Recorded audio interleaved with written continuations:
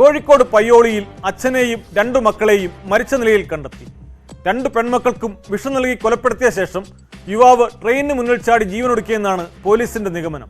അയനിക്കാട് സ്വദേശി സുമേഷ്, മക്കളായ ഗോപിക, ജ്യോതിക എന്നിവരാണ് മരിച്ചത്. സുമേഷിന്റെ ഭാര്യ സ്വപ്ന 2 വർഷം മുമ്പ് കോവിഡ് ബാധിച്ചു മരിച്ചിരുന്നു.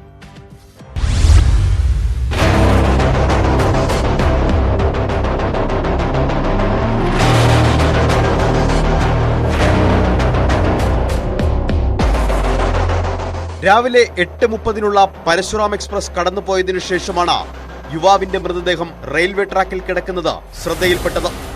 തുടർന്ന് നടത്തിയ അന്വേഷണത്തിൽ അയനിക്കാട് പുതിയോട്ടിൽ സുമേഷാണെന്ന് തിരിച്ചറിഞ്ഞു. പിന്നാലെ സുമേഷിന്റെ വീട്ടിലെത്തി നടത്തിയ പരിശോധനയിലാണ് 2 പെൺകുട്ടികളെയും മരിച്ച നിലയിൽ കണ്ടത്. വീടിന് സമീപത്താണ് റെയിൽവേ ട്രാക്ക്. പെൺകുട്ടികൾക്ക് വിഷം നൽകിയ ശേഷം സുമേഷ് ജീവനൊടുക്കിയതായാണ് പോലീസിന്റെ നിഗമനം. Vadakara DYSP K Vinod Kumar, Payyoli inspector Sajeev Kumar എന്നിവരുടെ നേതൃത്വത്തിൽ പോലീസ് സംഘം സ്ഥലത്തെത്തി പരിശോധന നടത്തി.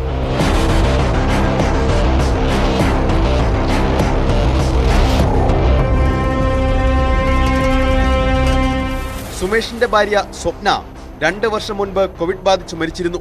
വിദേശത്തായിരുന്ന സുമേഷ് ഭാര്യയുടെ മരണശേഷം തിരിച്ചു പോയിരുന്നില്ല. ഭാര്യ മരിച്ച ശേഷം സുമേഷ് കടുത്ത മാനസിക വിഷമത്തിലായിരുന്നെന്നും നാട്ടുകാർ പറയുന്നു.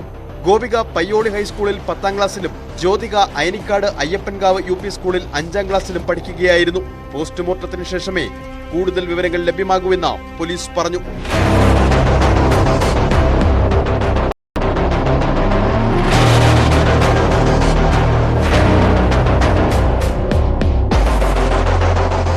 ന്യൂസ് 18 വടകര.